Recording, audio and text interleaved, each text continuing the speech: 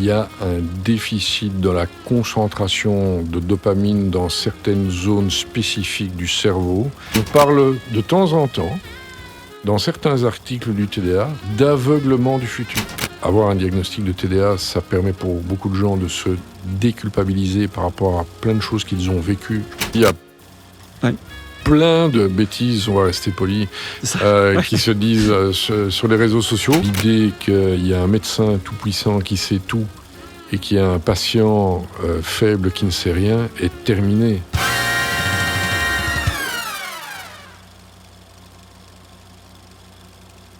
J'ai le plaisir d'être aujourd'hui avec Philippe Violon. Bonjour Philippe. Bonjour. Philippe, est-ce que vous pouvez vous présenter pour celles et ceux qui ne vous connaissent pas encore ? Alors, je m'appelle Philippe Violon, comme vous l'avez dit. Je suis neurologue et je suis, depuis quelques années, spécialiste en prise en charge du TDAH chez l'adulte. Très bien. Et vous officiez donc ici à Bruxelles, Psy Pluriel à Uccle. J'officie effectivement à Psy Pluriel à Uccle, qui est la partie consultation d'un hôpital connu dans le monde psychiatrique, l'hôpital Fonroy, qui fait lui-même partie d'un réseau, qui est le réseau Epsilon.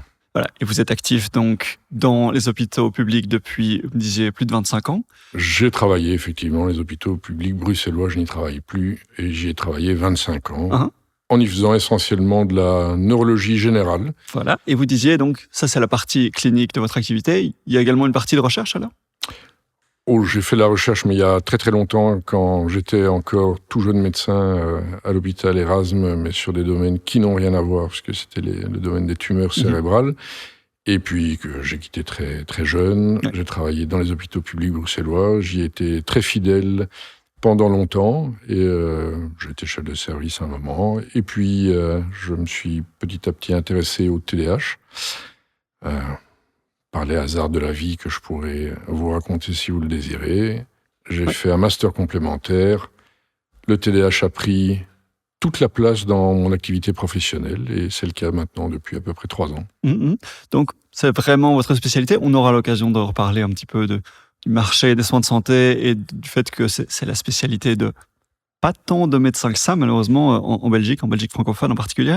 Vous avez dit donc neurologue.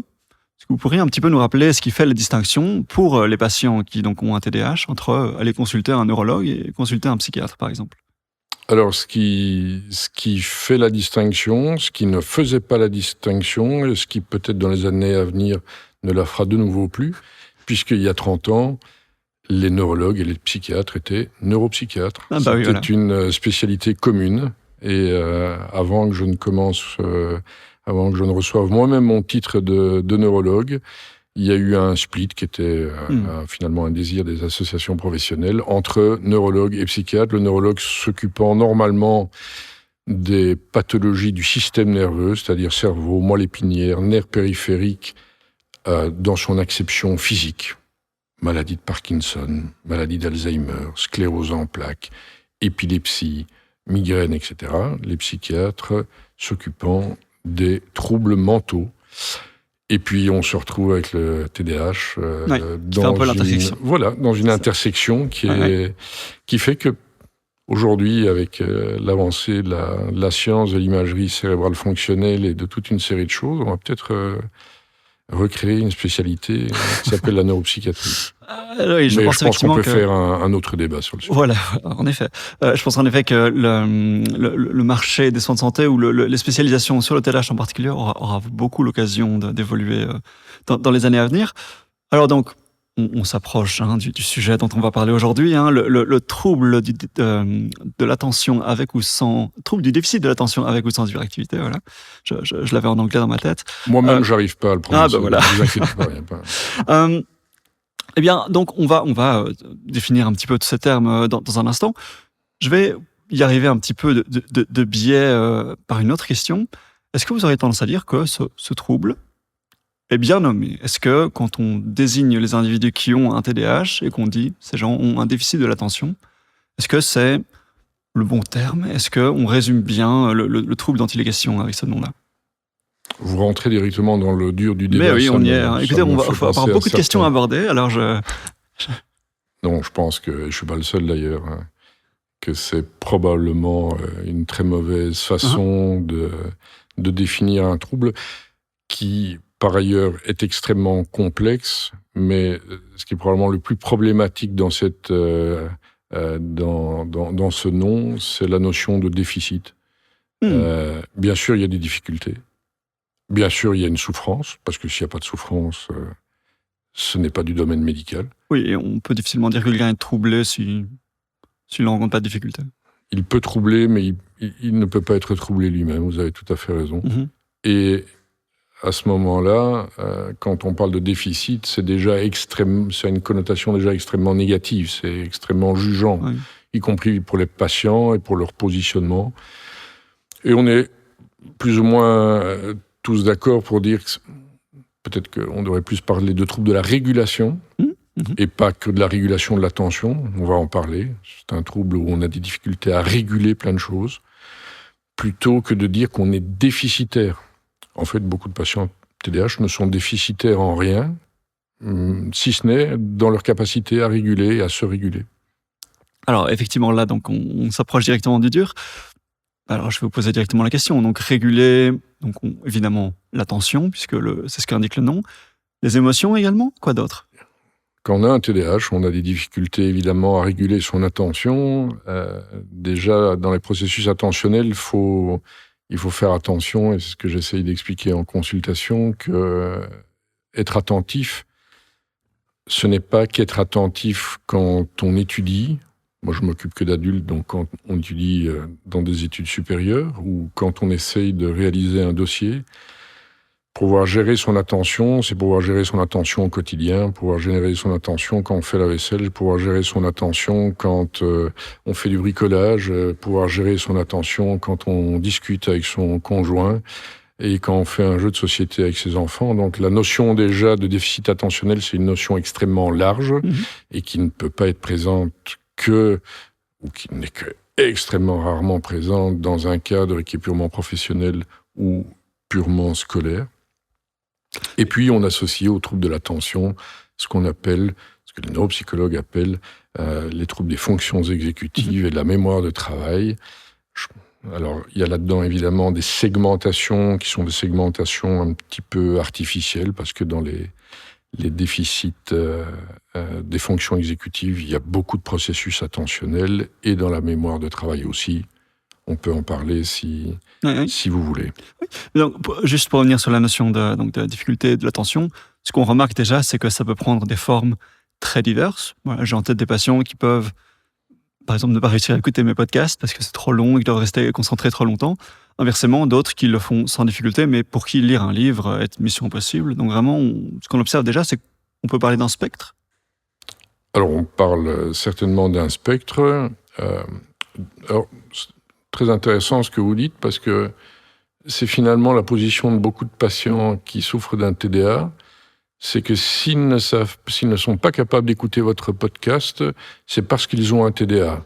Mais je pense que vous devez avoir de temps en temps des gens que vous interviewez qui sont particulièrement soporifiques, et donc il faut déjà expliquer à un patient qui a un TDA que s'il n'est pas capable d'écouter dans certaines circonstances, c'est peut-être pas uniquement lié qu'à lui.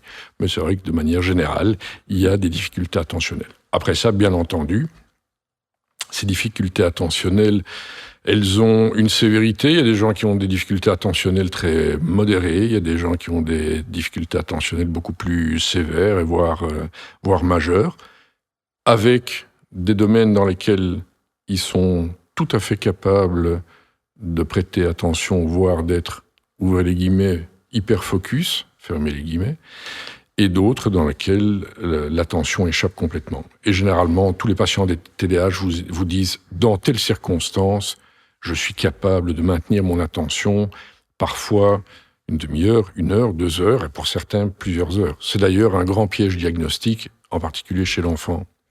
Ah oui. Donc ça, c'est effectivement un autre un cliché, finalement, sur lequel je voulais revenir, c'est finalement cette notion que déjà, dans l'esprit de beaucoup de gens, c'est un truc de garçon, un truc de petit garçon. Et souvent, voilà, dans certains discours, on va vraiment parler de ça comme étant un problème d'enfant, quoi, un problème d'élèves dans une classe. Et finalement, quand il s'agit de parler des adultes, là, on met ça entre parenthèses. D'où est-ce que ça vient d'après vous, c'est cette idée que c'est un truc d'enfant, un truc de garçon en particulier? Il y a beaucoup de questions dans votre question. Bien sûr. La première chose, la description chez l'enfant, elle date du 18e et même avant, si on cherche dans la littérature, il y a depuis longtemps des descriptions d'enfants qui sont des enfants turbulents, hyper actifs d'un point de vue moteur, parfois oppositionnel. La première chose, c'est que c'est vrai que cette hyperactivité motrice, elle a tendance, avec la maturation cérébrale et avec la contrainte sociale, à se réduire avec l'âge. Et c'est vrai que moi, j'ai rarement des adultes qui se mettent à sauter à quatre pattes sur mon bureau. D'ailleurs, je pense que je n'en ai jamais eu. Ni à courir dans la pièce. Par contre, j'ai des adultes qui bougent sur leurs chaises, qui bougent leurs mains, qui tripotent à la boîte de mouchoirs qui est devant eux. Donc il y a déjà un petit biais de sélection dans le sens où on a en tête des traits de comportement qui sont plutôt observés chez les enfants. Et donc, comme on ne les voit plus trop sauter sur le bureau, comme vous dites, Exactement. À l'âge adulte, on se dit, non, c'est pas ça. C'était le grand principe. Le grand principe. Et puis, par ailleurs, il y avait un deuxième biais de sélection qui était le biais de sélection qui répond à votre autre question, qui est que on a longtemps identifié les TDAH que par leur hyperactivité motrice ou leur impulsivité. Et c'est la raison d'ailleurs pour laquelle il y a globalement 4 fois plus de petits garçons que de petites filles qui sont diagnostiqués avec un TDAH, parce que on va beaucoup plus entamer une démarche quand il y a un petit garçon qui, excusez-moi l'expression, emmerde tout le monde, y compris l'institutrice, les parents, qui tient pas assis, qui va renverser son plumier, qui va ennuyer son camarade et qui va ennuyer les parents à la maison. Et là, il y a carrément une dimension sociétale, puisque sans doute, je parle avec prudence, mais sans doute qu'il y a des contraintes plus importantes dans l'éducation des petites filles pour être très très sages, et chez les garçons, peut-être un peu moins. Il y a peut-être que c'est ça qui joue aussi. Il y a à la fois des phénomènes sociétaux et des phénomènes probablement génétiques donc, qui font que les petites filles vont développer plus fréquemment, et ce n'est absolument pas dans 100% des cas, des formes plus inattentives, avec en plus la contrainte sociale, évidemment, qui font qu'elles vont se retrouver au fond de la classe ou pas au fond de la classe, peut-être ne parlant pas beaucoup, mais n'arrivant pas à suivre, quand elles sont petites, les cours. Et juste, c'est ce que je vois fréquemment dans mes consultations, mes patientes adultes qui me disent, moi je pouvais être considérée comme la petite fille qui, faisait ce qu'elle pouvait, mais elle était dans la lune, elle avait même des capacités limitées, Et après ça, cette proportion, bizarrement, étrangement, devient dans les diagnostics chez l'adulte de 50-50. 50% de femmes pour 50% d'hommes, parce que, par ailleurs, les femmes ont plus tendance à faire appel à l'aide médicale que les hommes, et ça amène à, pas une inversion, mais en tout cas... Ça rééquilibre le ratio. Un rééquilibrage de la tendance. Et donc, vis-à-vis de cette idée que c'est quelque chose qu'on peut parfois trouver dans la littérature scientifique, il y aurait 60 à 70% des enfants avec un trouble du déficit de l'attention qui le conservent à l'âge adulte. Vous dites c'est strictement une question, un problème dans le diagnostic et qu'on ne perd pas son TDAH en grandissant. Alors, ce qui se passe, c'est que le TDAH va évoluer, comme je le disais, en grandissant. Beaucoup de patients jeunes vont compenser ou vont améliorer certains des symptômes, mais qu'il y a suffisamment de symptômes résiduels pour que le TDAH à l'âge adulte reste extrêmement handicapant. Dans la dernière version du DSM, ils en ont d'ailleurs tenu compte, puisque dans les critères de cette Bible des troubles mentaux que les médecins utilisent, on a réduit le nombre de critères nécessaires pour poser le diagnostic à l'âge adulte sur un ensemble de 9 critères pour l'impulsivité, l'hyperactivité, de 9 critères pour l'inattention, on les a réduits de 6 à 5 parce qu'on a tenu compte du fait que certains éléments, certains symptômes venaient à disparaître, à s'amender avec l'âge adulte.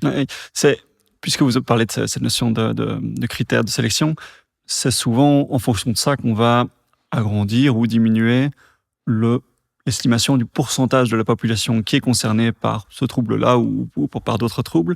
Si on est particulièrement restrictif et qu'on veut une définition particulièrement stéréotypée, forcément, on tombera sur un pourcentage très faible. Aujourd'hui, avec donc cette dernière définition telle que définie dans le DSM, aujourd'hui, on estime à combien de personnes, à l'échelle de la population, quel pourcentage de personnes qui sont concernées? Alors, c'est amusant parce que ce soit chez l'enfant ou chez l'adulte, il y a une variabilité extrême Forcément. Selon les pays. Alors d'abord, on a des chiffres globalement que dans très peu de pays. On a des chiffres que dans moins de 20 pays. Parce que c'est sûr que si vous mourrez de faim, que vous êtes en pleine guerre ou que vous n'arrivez pas à vous chauffer, le TDAH n'est pas la priorité. Il faut un certain niveau de privilège pour avoir le temps de Il s'en faut un préoccuper. certain niveau de privilège, il faut un système de santé qui fonctionne bien, il faut Pour avoir avoir l'occasion de s'en préoccuper. une société C'est ça. qui soit structurée, qui prenne soin de l'autre. Et donc, pour revenir donc à ce que vous disiez sur les pourcentages. C'est très variable. Alors, chez l'enfant, on estime aujourd'hui à 7, 8%.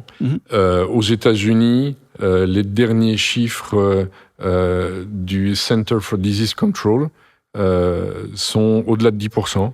Okay. Dans certaines études européennes et dans certains pays, on est plutôt aux environs de 5-6. Mais globalement, si chez l'enfant, on prend 7-8% de la population, on n'est pas très loin. Chez l'adulte, aux environs des 3%, mais de nouveau avec des grandes variabilités. Voilà. Mais est-ce que c'est parce qu'on perd 50% de la population à 18 ans? Probablement pas. Probablement parce qu'on s'intéresse moins au TDAH chez l'adulte que chez l'enfant. Donc il y a plein de biais, il y a plein d'erreurs qui sont liées au fait qu'on ne connaît pas encore très très bien le TDAH. C'est sûr. Et encore une fois, ça dépend à quel point on est strict vis-à-vis des critères de diagnostic. Si on veut quelque chose de très très stéréotypé ou si au contraire on a conscience du fait que c'est un spectre et qu'il y a plein de façons différentes de le vivre. Alors oui et non, si je peux me permettre. Oui, dites-moi. Les critères sont extrêmement stricts. D'accord.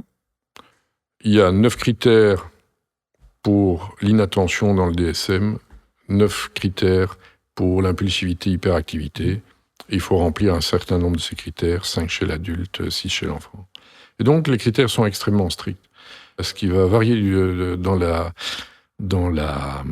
prévalence du TDA, d'abord, c'est est-ce qu'on s'intéresse au TDA? Il y a beaucoup de patients adultes qui ont un TDA. Personne n'a jamais évoqué le diagnostic du TDA chez eux. C'est déjà le cas en Belgique, on aura l'occasion d'en parler, mais la situation ici n'est pas idéale. Donc déjà, pour avoir une prévalence dans une population, il faut qu'on s'intéresse à la problématique. Et puis, il y a la façon de poser le diagnostic. S'il suffisait pour poser le diagnostic de donner une copie de la page du DSM aux patients en leur demandant « remplissez-la » et en fonction de ça, je vous dirai si oui ou non vous avez un TDA. Oui, le test sur Internet, quoi, trop finalement. simple, les tests sur Internet. Oui, c'est ça. Donc, c'est vraiment une question clinique. Enfin, il y a plusieurs facteurs qui entrent en jeu. Et je dis ça parce que je pense également, je fais le parallèle à un autre trouble neurodéveloppemental qui est l'autisme, où je sais que, par exemple, il y a certains chercheurs qui vont défendre des idées, encore une fois, très, très stéréotypées, et des enfants qui seraient mutiques, qui auraient des grandes difficultés de communication. Et à ce moment-là, on arrive en dessous de 1% de la population. Et inversement, aux États-Unis, il y a effectivement certains hôpitaux où on a fait des grandes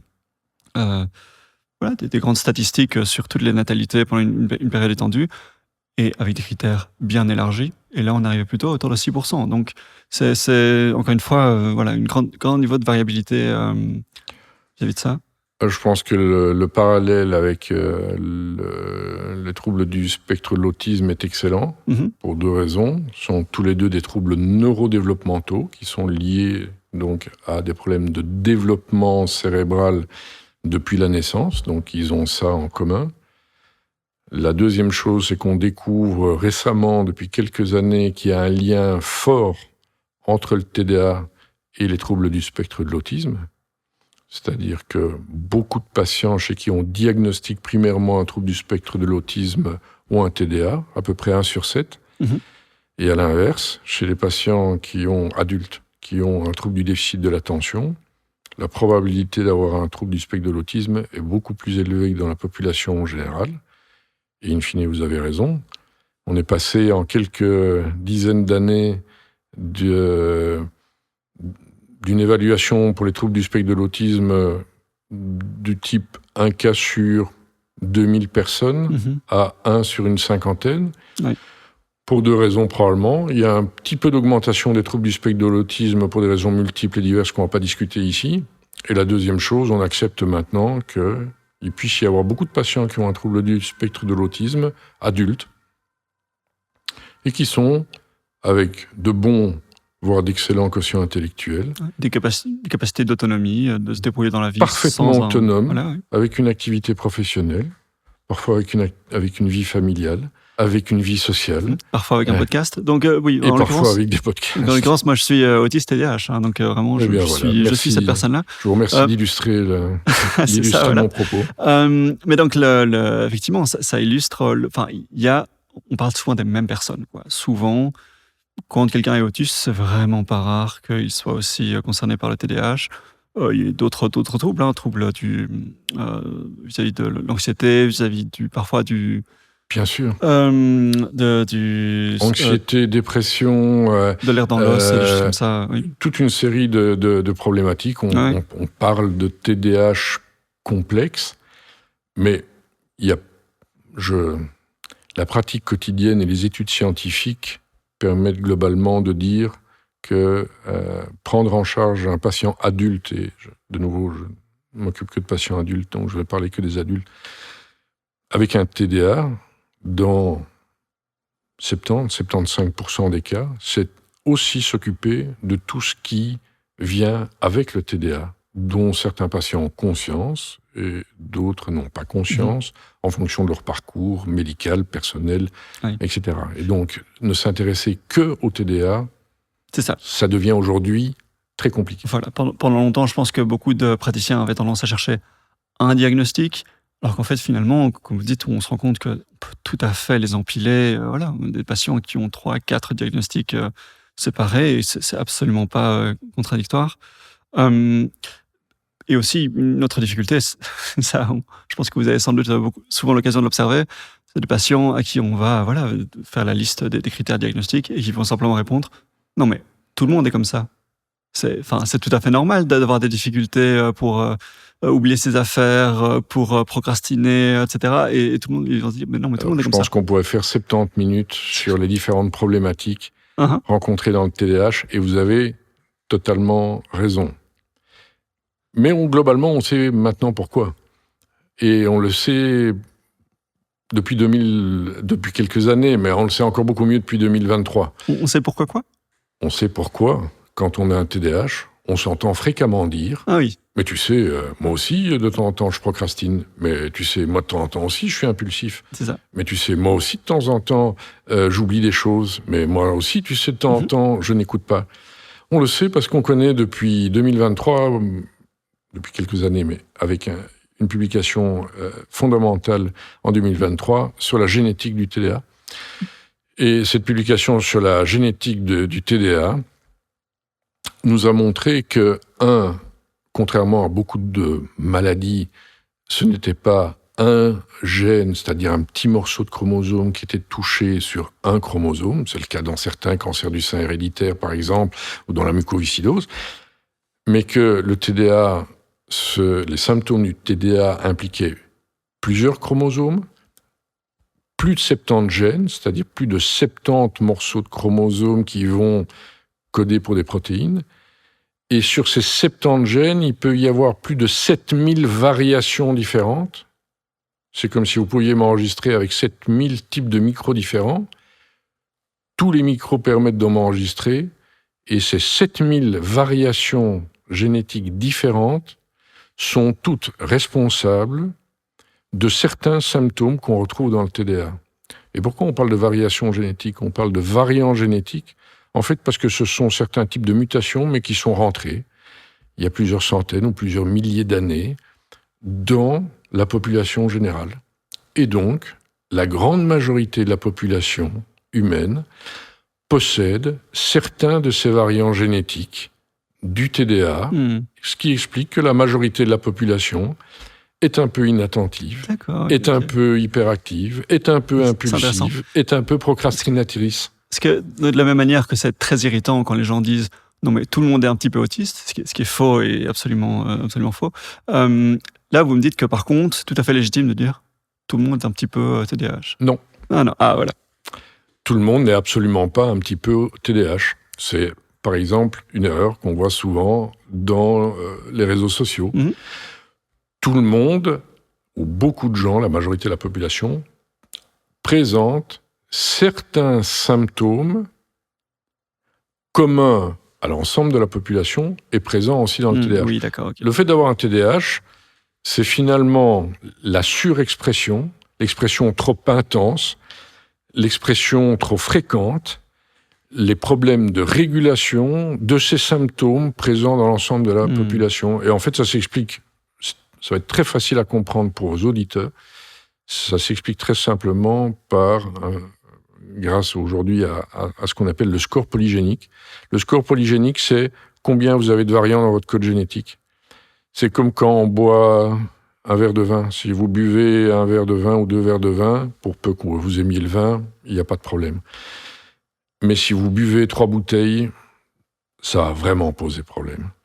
Si vous avez un peu d'hyperactivité, un peu d'inattention, un peu de procrastination, un peu de difficulté organisationnelle, ça ne pose pas de problème. C'est pas un TDA.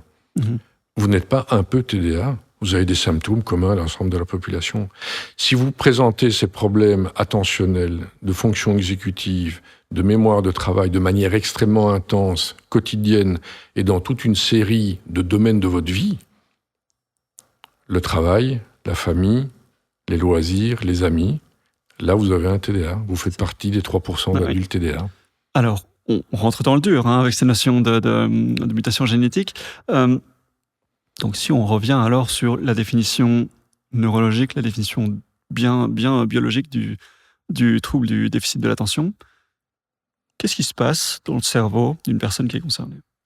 Alors déjà, il n'y a pas de définition biologique. D'accord. Parce que c'est une question que beaucoup de patients posent. Ah ben docteur, est-ce que vous pourriez me faire une prise de sang ? Ah docteur, est-ce qu'on peut faire un test génétique ?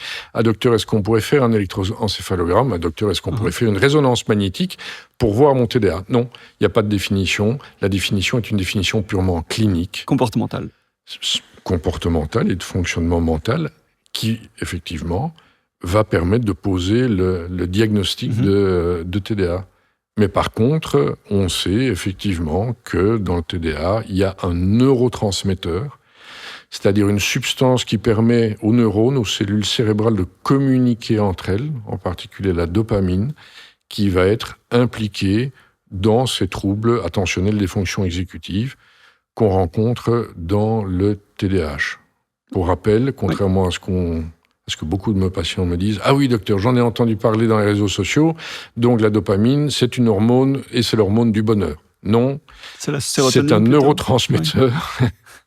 Et dans ce cadre-ci, la dopamine est vraiment très, très impliquée dans l'activation, notamment vers la récompense et le fait de pouvoir commencer une tâche, se maintenir dans une tâche et terminer une tâche. Récompense qui s'inscrit aussi dans un processus finalement, entre gros guillemets, d'addiction, dans le sens où on l'a eu une fois, on a envie que ça recommence. On aimerait bien que la prochaine... On a envie de recommencer le procédé qui nous a permis d'arriver à cette dopamine, et donc on va le refaire.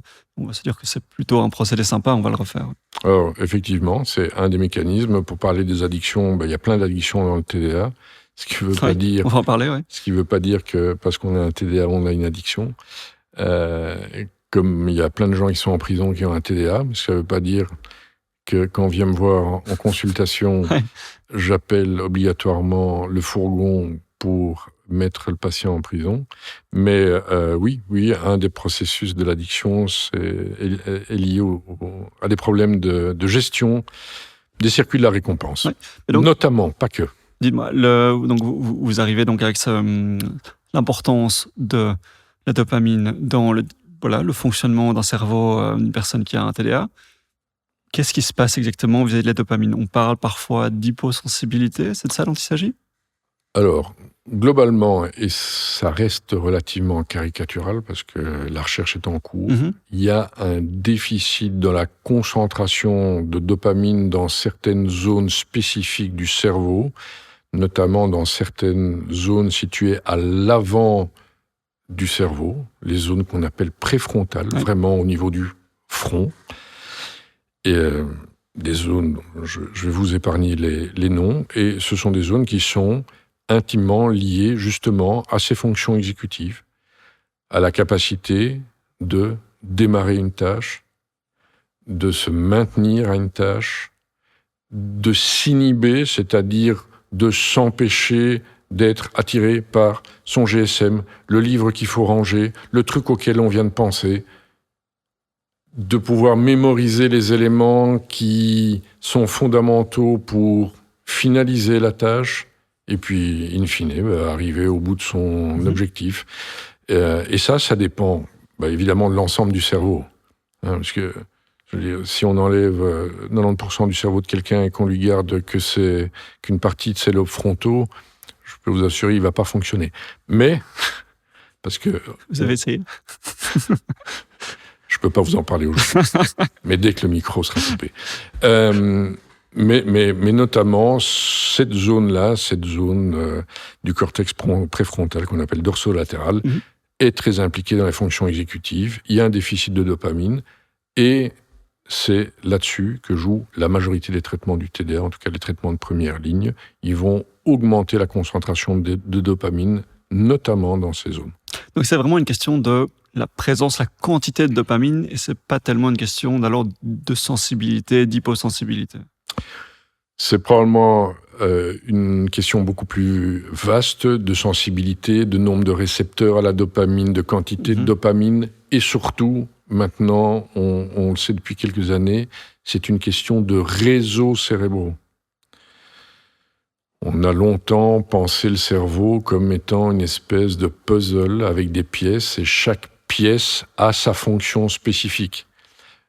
Et aujourd'hui, grâce aux techniques qu'on appelle l'imagerie cérébrale fonctionnelle, où on peut voir des zones du cerveau occupées à fonctionner ou occupées à fonctionner de manière prédominante, on sait qu'il y a notamment 3 réseaux fondamentaux qui sont impliqués dans le TDA. Un dont on parle énormément, qui est le réseau mode par défaut. Vous verrez, si je vous l'explique, c'est extrêmement facile à comprendre.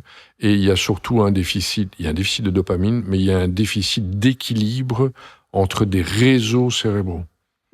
C'est intéressant, puisqu'il y a quelques instants, vous m'expliquez que vous refusiez à vos patients les diagnostics via prise de sang, via scanner, etc. Et puis là, vous me dites qu'avec une IRM, on observe des différences quand même. Avec beaucoup d'IRM, chez beaucoup de patients, Ouais. chez lesquels on moyennise des résultats et pour lesquels on fait des études statistiques complexes qui font que ce qui est vrai pour des groupes est toujours, en tout cas aujourd'hui, ce que je dis aujourd'hui sera probablement tout à fait faux dans 5 ou 10 ans. Ça périme dans une semaine, ouais. Dans une semaine, j'espère pas. Mais en tout cas, dans 5 ou 10 ans. Donc, à titre individuel, oui, non, c'est absolument non démontrable. Voilà, on ne peut pas encore dépendre d'une IRM pour faire un diagnostic. Et l'autre point sur lequel je voudrais revenir, c'est que vous disiez donc l'importance du cortex préfrontal dans tout ça. Il y a une différence importante, puisque c'est neurodéveloppemental, il y a une différence importante dans le développement du cortex préfrontal chez les garçons et chez les filles. Il y a des différences, et pas rien que dans le cortex préfrontal chez les garçons et chez les filles, et il y a des différences entre les TDAH et les gens qui n'ont pas de TDAH, Ouais, et entre les gens qui ont un trouble du spectre de l'autisme et les gens qui n'en ont pas, ce qui clôt par ailleurs, si je peux me permettre, certains débats de certains médias internationaux, puisque beaucoup de gens ont entendu parler d'un article ou de plusieurs articles récents, notamment dans le New York Times, qui mettaient en doute la validité même du diagnostic du TDAH et de l'existence du TDAH. Non, il y a des démonstrations qui sont des démonstrations en imagerie cérébrale, génétique, etc. etc. Mais pas à titre individuel. C'est ça. Alors donc, cette difficulté de régulation donc, de la dopamine dans certains réseaux, comme vous le disiez, concrètement, on a parlé des difficultés, des dysfonctions exécutives, on a parlé des difficultés au niveau de l'attention, des émotions. Au quotidien, si on plongeait un petit peu dans ce que ça donne, les dysfonctions exécutives, dans le quotidien chez vos patients, à quoi ça ressemble? Vous savez, moi j'ai tendance à utiliser une métaphore que vous ne retrouverez dans aucun critère international, qui est celle de la dispersion de la poignée de sable. Si vous allez à la mer, que le sable est sec, avec de fins grains, et que vous prenez une poignée de sable extrêmement sec, vous la lancez en l'air, et là tout d'un coup vous avez une bourrasque, le sable va partir dans tous les sens, y compris d'ailleurs dans vos yeux, ce qui va rendre votre vision de vous et de votre environnement très compliqué. Le TDAH, c'est un peu ça. C'est pour moi un trouble de la dispersion et un trouble de la régulation. On est dispersé, dérégulé dans ses pensées, avec souvent un excès de pensée, une hyperactivité mentale. On est dérégulé dans ses comportements, dans sa capacité à se maintenir, à faire quelque chose. On passe, quand on travaille sur son PC, de son PC à son smartphone, de son smartphone à sa tablette, de sa tablette à la recette de cuisine, et de la recette de la cuisine à la dernière idée qu'on vient d'avoir. On est dispersé et on est surtout dérégulé dans ses émotions. Il y a depuis plusieurs années un débat sur le fait que, en dehors de la triade inattention, impulsivité, je rappelle, l'impulsivité n'est pas présente chez tout le monde, mais fréquente, même sous des formes mineures, et hyperactivité, il ne faut pas ajouter la dysrégulation émotionnelle, c'est-à-dire la difficulté à réguler ses émotions, puisque comme l'attention, comme les comportements impulsifs, comme l'hyperactivité comportementale et mentale, les émotions, on estime, sont dérégulées chez à peu près 3/4 des patients TDAH adultes. Ils sont sujets aussi à l'inhibition, et vous disiez qu'il y a des difficultés d'inhibition. Les émotions arrivent plus rapidement, sont plus intenses et sont beaucoup plus difficiles à ramener au point de base, à réguler. Donc, beaucoup de patients TDAH, dès qu'ils sont suractivés, mais ils racontent, je vais rester, et pourquoi machin m'a dit ça, pourquoi il m'a dit ça, mais pourquoi, et pourtant j'ai bien fait, pourquoi il m'a dit ça, et que ce soit dans le couple, que ce soit avec les enfants, que ce soit dans le cadre du travail, etc. Et ça, cette espèce de suractivation émotionnelle va avoir beaucoup de mal à revenir au point de base. La dysrégulation émotionnelle, selon certains, mais c'est pas moi qui fais les guidelines, comme on appelle ça, c'est pas moi qui rédige les critères du TDA, devrait faire partie des critères diagnostiques du TDA, tellement ça semble être pathognomonique, c'est-à-dire vraiment assez omniprésent, présent, et avec une certaine spécificité. Et donc c'est ça qui fait débat pour l'instant. Donc vous disiez, donc c'est cet exemple de personne qui impulsivement va avoir envie de passer de son travail sur l'ordinateur à son smartphone, avoir du mal à se retenir, etc. C'est sans doute là effectivement qu'on peut faire un lien très concret avec la question de la dopamine, puisqu'il y a un petit peu cette idée que plutôt que de travailler sur quelque chose qui donnera une récompense in fine, un peu plus loin dans le futur, voilà, au travail, on aura un salaire à la fin du mois, il faut faire plaisir au patron. Inversement, prendre son téléphone et regarder TikTok, c'est une récompense immédiate. Vraiment, on est submergé par la dopamine, c'est très intéressant, c'est passionnant, et ça nous... Voilà. Oui, parce que caricaturalement, la dopamine, c'est très simple à comprendre. Elle a un rôle qui est fondamental, qui est le rôle de se mettre en mouvement, mentalement ou physiquement, pour atteindre son objectif, c'est-à-dire sa récompense, et y arriver. Et donc, il y a des récompenses qui sont immédiates et qui sont très très faciles à atteindre. Scroller sur TikTok. Il y a des récompenses qui sont extrêmement puissantes. Elles peuvent être sexuelles, elles peuvent être liées à la consommation. Et il y a des récompenses qui sont soit de très faible niveau, soit très lointaines. Dans le temps en particulier, oui. Alors, une récompense de faible niveau, c'est faire la vaisselle. C'est quoi votre récompense quand vous avez fait la vaisselle ? C'est d'avoir une vaisselle propre. Waouh ! Ça, pour un patient TDA, je peux vous assurer, le niveau de récompense, il est tellement faible que il n'y a pas assez de dopamine pour l'amener à faire la vaisselle. Et s'il commence à faire ou elle commence à faire la vaisselle, on va faire 2 assiettes, puis on va penser à autre chose, puis on va dire, ah oui, mais je dois aller chercher les pâtes. Ah non, mais je dois appeler ma mon pote machin, et voilà. Et les récompenses lointaines, typiquement dans les études supérieures, il y a des récompenses lointaines, ce qui ne veut pas dire que les patients TDA ne font pas d'études supérieures, loin de là. Mais quand on doit expliquer à un jeune patient de 18 ans, 19 ans, qui a un TDA fort marqué, qu'il va devoir réussir, après son blocus, son premier examen, de la première session, pour peut-être ne pas avoir d'examen, en deuxième session, de sa première année, pour réussir son bachelier, ce qui va lui permettre de réussir son master, ce qui va lui permettre d'avoir son diplôme, ce qui va lui permettre de travailler, je peux vous assurer que c'est tellement lointain pour un patient TDA que c'est d'une abstraction totale. C'est comme si on lui montrait un tableau abstrait en lui disant « Mais tu vois là les vaches, les arbres, les pommes et les poires ?» Ben non, il ne voit rien du tout. Oui. J'ai en tête certains récits de personnes donc, concernées par le TDAH qui me parlent d'un temps où elles doivent donc travailler, par exemple, effectivement, dans le domaine universitaire, sur un mémoire ou sur quelque chose qui est un petit peu éloigné dans le temps. Et ces personnes me parlent d'être allongées sur leur lit, de fixer le plafond en se disant « Il faudrait que je me mette au boulot, mais je n'y arrive pas. » Et c'est même pas qu'elles sont tentées d'ouvrir TikTok ou des choses comme ça, elles sont vraiment allongées sur leur lit, elles se disent « Il faudrait que je le fasse, mais je n'arrive pas à y mettre. » Et alors on parle parfois de cette paralysie TDAH. Est-ce que c'est concrètement quelque chose que vous observez chez vos patients? Est-ce que c'est un phénomène connu? Alors, c'est l'exemple que vous donnez, il est passionnant. Il est extrêmement fréquent et il doit toujours être disséqué. Ça, c'est le médecin qui parle.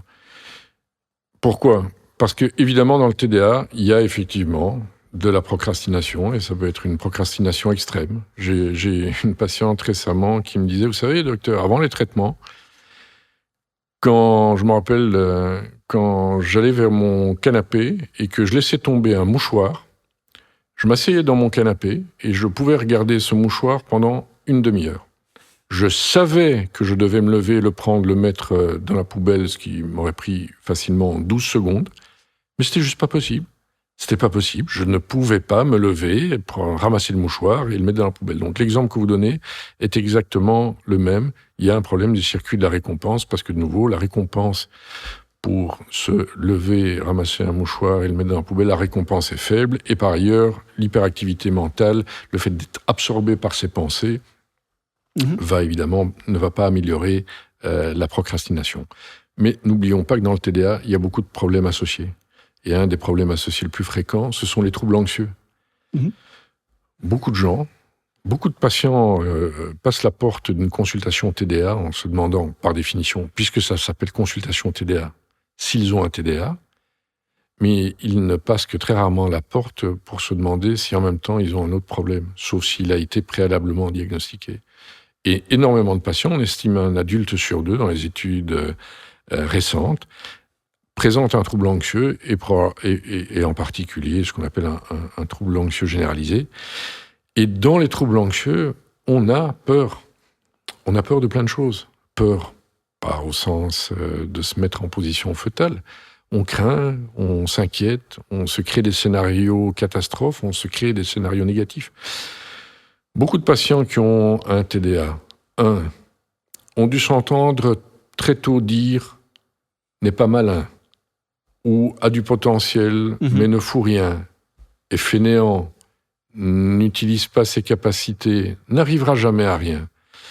Ces jugements de valeur sont souvent internalisés et elles font leur réapparition quand il y a un effort important à faire. Donc on procrastine devant ses études, non seulement parce qu'on a un TDA et qu'on a un problème de fonction exécutive et d'initiation de la tâche, on procrastine parce qu'on se dit depuis des années qu'on est con, qu'on n'est pas capable, problème d'estime de soi, qu'on n'y arrivera pas, on a un problème d'estime de soi, et parfois on procrastine parce que juste, on a peur. Vous savez, j'ai fait de l'entraînement mental de sportifs de très haut niveau, je ne les citerai pas, il y a un certain nombre d'années. En tennis, on voyait ça régulièrement. Un tennisman une tenniswoman de très haut niveau, quand il joue contre quelqu'un ou elle joue contre quelqu'un de bien mieux classé, il y a un certain nombre qui vont jouer, mais à fond, ils vont s'y mettre à fond, parce que c'est quoi le problème? Le problème, c'est que s'ils perdent, c'est pas grave, ils vont perdre contre quelqu'un qui a un 50 classements supérieur au sien.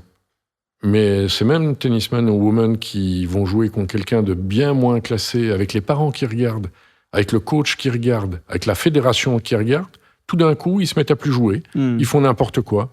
Et après ça, ils se font engueuler, comme les étudiants. Ouais. Donc, T'as perdu parce que t'as rien foutu. Ouais. Beaucoup d'étudiants préfèrent inconsciemment perdre, rater leurs examens parce qu'ils n'ont rien foutu, plutôt que de s'y mettre à fond, rater éventuellement un examen, ce qui arrive à tout le monde, et avoir la confirmation de ce qu'on leur a toujours dit. T'es con. C'est ça.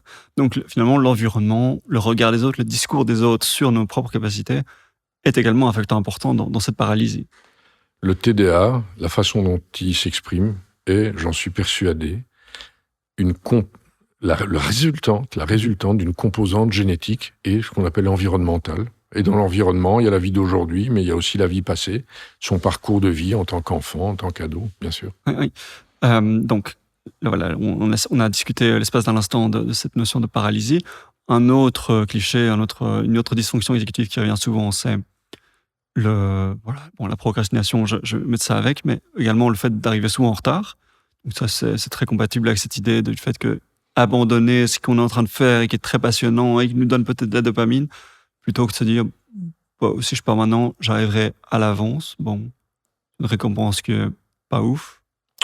Souvent dans les retards, c'est même au-delà de ça, on a une mémoire, enfin on a plein de mémoires différentes, mais on a une mémoire qui s'appelle la mémoire de travail, qui est une mémoire courte, et dans laquelle il se passe plein de choses.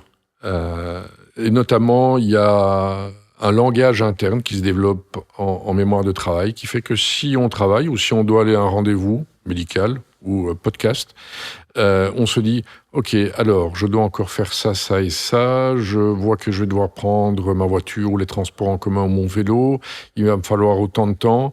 Par ailleurs, il y a une partie visuelle dans cette mémoire de travail qui va nous permettre de visualiser, si on fait une recette, le fait que pour faire la recette des crêpes, on a besoin de farine, peut-être de sel, peut-être de lait, d'eau, et puis après ça, d'un peu de sucre. Si on n'a pas de bonne mémoire de travail, on va pas avoir toute cette capacité à utiliser les éléments de notre environnement, à les processer mentalement, c'est-à-dire à vraiment les organiser mentalement pour planifier, structurer, organiser notre futur. Organiser notre futur, le futur, il est à une demi-heure, il est à 1 heure et il est à 10 ans. On parle de temps en temps, dans certains articles du TDA, d'aveuglement du futur. Oui, tout à fait. Time blindness. Voilà, exactement. C'est plus joli en anglais. Oui, cécité du temps. Oui, mais vous avez raison. Et ça, c'est probablement lié notamment à des altérations en mémoire de travail. Mais docteur, le nombre de fois que j'entends ça, docteur, 3/4 d'heure avant mon départ, je me suis dit, il faut que je me prépare. J'ai commencé à me préparer, j'ai pris mon manteau, mais puis après ça, oui, mais alors arrivent les problèmes attentionnels. Après ça, j'ai vu le bouquin là qui était là, mais j'ai été le ranger, et puis j'ai été absorbé par mon téléphone, et puis j'ai oublié que le tram 92, il était stoppé pour l'instant, et voilà. Et donc, on arrive 1/4 d'heure en retard. Oui, c'est ça. Donc, une combinaison de plusieurs choses. Effectivement, voilà, faire plusieurs choses en même temps, par exemple, faire la cuisine en discutant avec quelqu'un, tout en devant faire attention à autre chose, etc. Ça sature vite fait la mémoire de travail qui est particulièrement difficile pour la personne concernée. Et il y a beaucoup de patients d'ailleurs qui vous disent qu'ils ne peuvent pas s'empêcher de faire plusieurs choses en même temps. Il y a d'ailleurs des patients qui vont vous dire que pour pouvoir se concentrer... Vous savez, c'est très marrant, je reviens du congrès mondial du TDAH hier. Et au congrès, j'ai été un jour assis à côté d'une dame qui tricotait. Donc c'est réservé aux professionnels de la santé. Elle tricotait en écoutant les diverses conférences. Et il y a beaucoup de patients qui disent, moi, pour travailler, ou pour étudier, ou pour faire la vaisselle, j'ai besoin qu'il y ait la télévision qui soit allumée, j'ai besoin d'écouter de la musique. Et il y en a d'autres qui doivent travailler dans un silence absolument monacal. Et qu'est-ce qui explique ça, par exemple, ce besoin de tricoter pendant qu'on écoute une conférence ? il y a, Pas spécifiquement pour cette dame, mais en général. je ne pense pas qu'il y ait des études scientifiques sur le sujet. Je pense que c'est un moyen de contrôler son hyperactivité mentale. Si vous ne faites que écouter la conférence, votre monde intérieur va vous absorber et vous allez commencer en même temps à penser à est-ce que j'ai fermé la porte de mon hôtel, oh là je ne dois pas oublier d'appeler quelqu'un en fin de conférence, ou là là là là mon Dieu, mais ça va être quoi encore la conférence suivante alors qu'on est occupé à écouter la précédente. Et donc je pense que le fait de tricoter permet de quelque part diviser son attention entre le tricot et la conférence, mais pas entre le tricot, mais pas entre la conférence et 1000 autres pensées. C'est une façon de gérer son attention. Oui, ça rejoint tout à fait mon propre expérience. Moi, je joue à Tetris plutôt que de tricoter, mais voilà. Ça se rejoint tout à fait. Et inversement, voilà, il y a d'autres activités où ce n'est pas possible de faire plusieurs choses en même temps. Par exemple, on ne peut pas lire un livre et en même temps tricoter. Alors, voilà, c'est difficile de lire un livre et de tricoter. C'est difficile, quand on est une femme ou un homme politique, de donner une conférence et de tricoter, même si fréquemment il tricote, mais verbalement ou mentalement. Et ça, c'est un autre problème. Ok, d'autres exemples, avant qu'on passe à la suite, d'autres exemples de dysfonction exécutive qu'on ne soupçonne pas forcément chez ces personnes-là?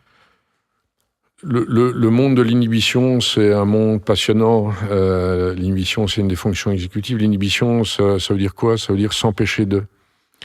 La vie avec soi et avec les autres, c'est en permanence s'empêcher de.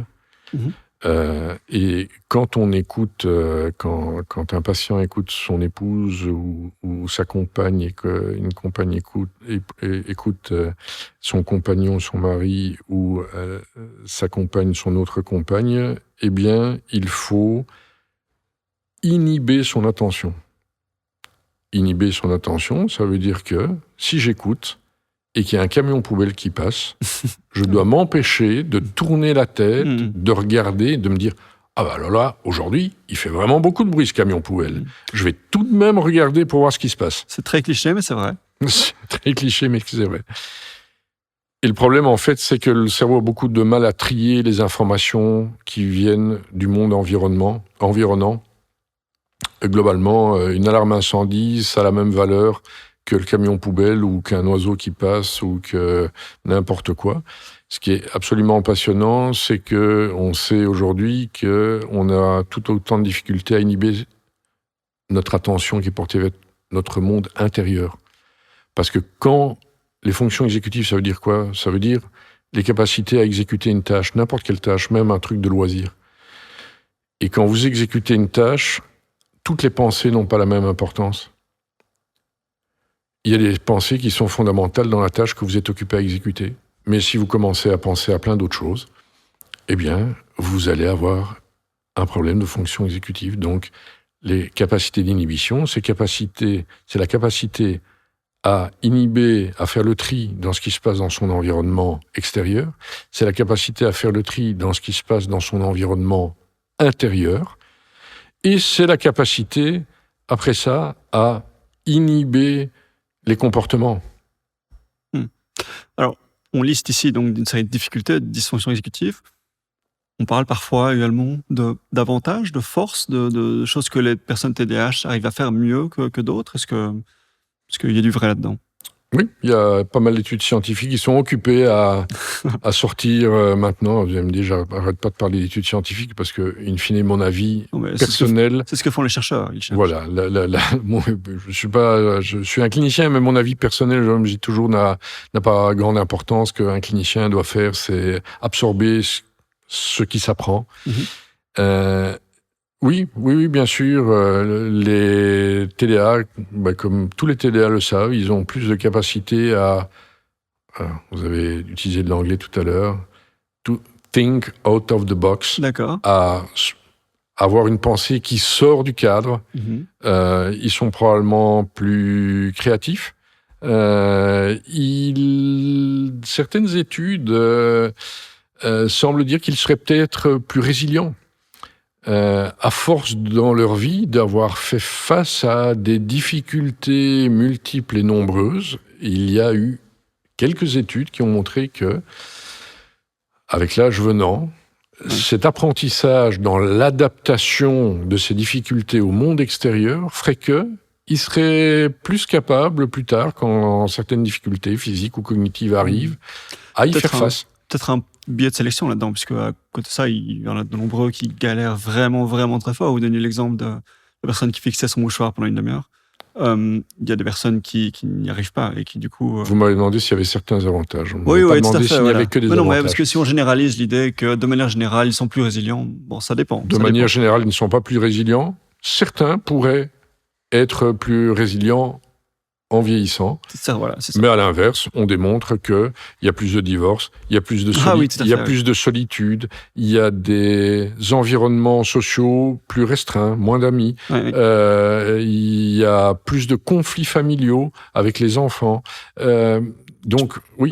Je vais revenir sur l'autre exemple que vous avez donné, qui est la prison, mais juste avant de ça, au niveau des avantages, quelque chose qui, moi, me vient, c'est le fait qu'une fois que je me suis lancé dans une tâche et que je suis vraiment passionné par cette tâche, peut m'arriver de rester dessus pendant 14 heures chrono et de vraiment m'y donner à fond et de travailler dessus sans arrêt, là où peut-être que d'autres personnes iraient simplement dormir. Le fait d'avoir la capacité à certains moments d'être hyper focus est listé effectivement parmi les avantages, sauf si on commence à être, comme c'est le cas pour certains patients, hyper focus vers des choses qui nous éloignent de ce qu'on a véritablement envie ou besoin de faire. Forcément. Parce que être hyper focus sur World of Warcraft, c'est très chouette pendant 2 heures, mais si c'est 12 heures par jour pendant 2 semaines, ça pose problème. Donc là, on touche à la notion d'addiction, finalement, puisque ces tâches-là sont beaucoup plus chargées en dopamine à court terme. Vis-à-vis donc de ce que vous disiez vous disiez que des patients, que ce n'était pas rare de trouver des personnes TDAH dans les prisons. Pourquoi est-ce que vous dites ça? Moi, je ne le dis pas. Les études scientifiques le disent. Vous citez les études. Non, je le dis à travers les études. Parce que dans les pays anglo-saxons et dans les pays du nord de l'Europe, il y a eu des études très claires où on a pris la peine d'aller dans les prisons, de faire passer des examens aux gens qui étaient volontaires, évidemment, et de diagnostiquer des TDA. On estime qu'à peu près 30% des personnes qui sont incarcérées souffrent d'un TDA. Alors, je n'ai pas dit qu'ils ne souffraient que d'un TDA et qu'ils n'avaient pas d'autres problématiques associées, mais voilà. Et il y a des études en cours sur l'intérêt de traiter les patients TDA qui le désirent et qui ont des problèmes, justement, d'impulsivité et d'hyperactivité. Donc ça, c'est une observation. Et on pourrait ensuite spéculer sur ce qui explique cette corrélation et ce qui fait qu'on observe un pourcentage significatif dans ces populations. Vous savez, ce qu'il explique, c'est extrêmement simple. Vous avez un TDA qui est un TDA important, avec une importante hyperactivité, avec une importante impulsivité. C'est ça, Vous allez avoir un accident de voiture avec peut-être femme et enfant à bord. Vous avez eu très très peur. Vous avez une dysrégulation, un problème de régulation émotionnelle. Qu'est-ce qui se passe? Vous allez faire comme d'habitude. Les émotions vont monter extrêmement rapidement, extrêmement intensément, beaucoup trop intensément. Vous n'êtes plus capable de gérer votre attention sur votre femme, vos enfants, sur l'accident lui-même. Non. Tout est absorbé par les aspects émotionnels. Vous sortez de la voiture, vous assommez le conducteur, on va dire adverse, même si je ne suis pas sûr qu'il soit adverse, l'ennemi. Qui tombe par terre, qui fait une hémorragie cérébrale, vous allez très probablement faire de la prison. Mais on peut être quelqu'un qui est extrêmement empathique, qui va aider la vieille dame qui a du mal à traverser le passage piéton, à l'aider à traverser, et être quelqu'un d'extrêmement impulsif. C'est ça, l'impulsivité est un facteur important. Et ne pas pouvoir gérer ses réactions. Et peut-être également, donc, puisqu'on parlait de la tendance à l'addiction, donc les substances, des choses comme ça. On estime qu'une trentaine... Alors les addictions, il y a des addictions à tout. Il y a les addictions à l'alcool, addictions au cannabis, addictions à d'autres drogues, addiction à la cigarette, addiction. Alors, certaines sont beaucoup plus psychiques que physiques, d'autres sont plus physiques que psychiques. Addiction aux écrans, addiction à plein de choses. Oui, les problèmes d'addiction sont 5, 6, 7 fois plus fréquents en cas de TDA. Oui. On a beaucoup parlé de la dopamine. Vous avez fait le lien donc également avec les troubles anxieux, le fait de se sentir vraiment dans des états de panique parfois, et que ce sont souvent donc les mêmes personnes. Il y a donc à ce moment-là un autre neurotransmetteur dont on parle aussi parfois en connexion avec le TDAH, qui est donc la norépinéphrine, ou son autre nom, noradrénaline. Noradrénaline, oui. Quel est son rôle dans le TDAH? Il est probablement relativement parallèle à celui de la dopamine, sauf qu'il est beaucoup moins connu, beaucoup moins étudié, parce que pour des raisons techniques, notamment en imagerie cérébrale fonctionnelle, etc. Il est beaucoup plus compliqué à traquer. Et à provoquer aussi peut-être. Donc pour rappeler ce que c'est la norépinéphrine. C'est aussi un neurotransmetteur qui, par ailleurs, est aussi probablement déficitaire. Et il y a certains traitements non psychostimulants, c'est-à-dire des traitements qu'on appelle de deuxième ligne, qui agissent également sur la noradrénaline, qui ont une double action sur la dopamine et sur la noradrénaline. Donc pour rappeler, donc c'est le neurotransmetteur qu'on observe dans les situations de fight or flight, par exemple, de panique, quoi. Il y a plein de choses, y compris d'un point de vue hormonal, cortisol, etc. Et effectivement, noradrénaline, adrénaline, noradrénaline, qui sont sursécrétés en cas de situation de danger. Et on peut repartir sur un débat de 70 minutes sur le fait que ce n'est pas par hasard que 50% des patients adultes qui ont un TDA ont également un trouble anxieux. C'est ça. Parce qu'ils ont probablement une dysrégulation de cette cascade, cette fois-ci hormonale et de neurotransmetteurs liés aux problèmes de stress. Ouais. Alors, on va faire le lien donc avec la notion de motivation, puisqu'on a parlé donc cette cécité dans le temps, des objectifs qui sont lointains, sur lesquels on n'a pas forcément envie de se concentrer quand on a un TDAH.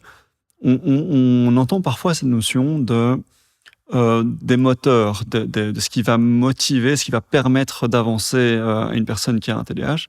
Et on va parler à ce moment-là de notions comme l'urgence. L'urgence va permettre de passer à l'action. La passion va permettre de passer à l'action. L'intérêt, la novelty, la nouveauté, quelque chose d'original qu'on ne connaît pas encore.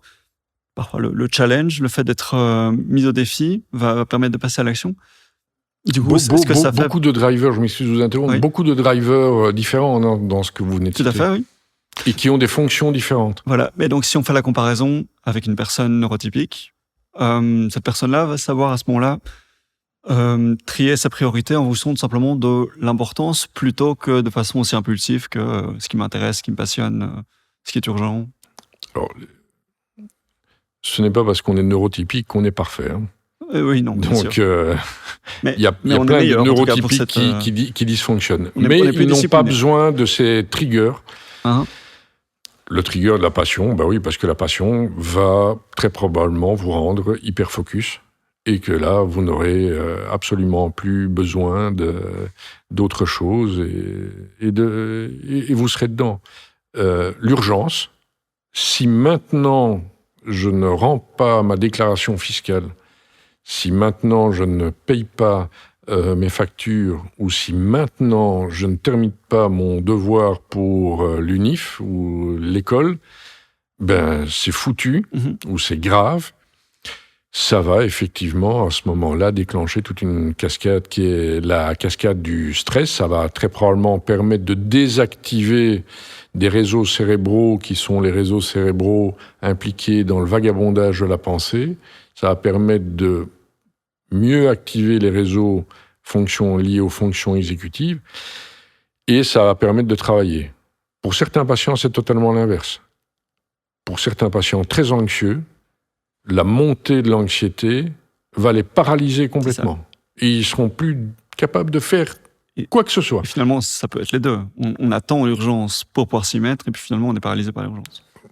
Tout est possible. Voilà. Et donc, l'urgence peut avoir un effet vraiment de booster chez certains patients, et ça peut avoir un effet complètement paralysant chez d'autres. Ouais. Et il peut aussi y avoir donc une hyposensibilité à l'urgence, c'est-à-dire qu'on va finalement dire non, mais j'ai besoin d'encore plus d'urgence, j'ai besoin de m'y mettre 5 minutes avant, plutôt que la veille. Vous parlez de ce qu'on appelle les mécanismes de compensation. Oui, voilà, donc, tous les patients, vous savez, beaucoup de patients TDAH me disent, mais finalement, qu'est-ce que je pourrais faire pour m'améliorer? Alors évidemment, il y a des trucs et astuces, et bien entendu, il y a des formations, notamment de groupes en prise en charge de type comportemental, qui permettent de donner, d'améliorer son environnement, d'améliorer sa façon d'aborder les choses, de se donner plus de chances d'arriver à ses objectifs. Mais la majorité des patients, vous savez, ils sont déjà là avec leurs alertes et leurs alarmes sur leur GSM ou leur post-it ou leur système de délégation alors, s'ils ont la chance d'avoir une secrétaire, à leur secrétaire ou à leur compagnon, de choses qu'ils ont beaucoup de mal à faire eux-mêmes, à leur conseiller fiscal, s'il est bon. Vous parliez un peu plus tôt donc de cette difficulté très récurrente à faire la vaisselle pour les personnes TDAH, parce que voilà, c'est pas forcément le plus récompensant, le plus intéressant. Voilà, on donnait la notion de contrainte, mais je dois confesser que recevoir des gens dans mon salon pour faire ce podcast est une très bonne motivation pour faire la vaisselle. Et plus sérieusement, donc vis-à-vis de les molécules qu'on propose dans le cadre de traitements médicamenteux, les molécules qu'on propose donc aux patients.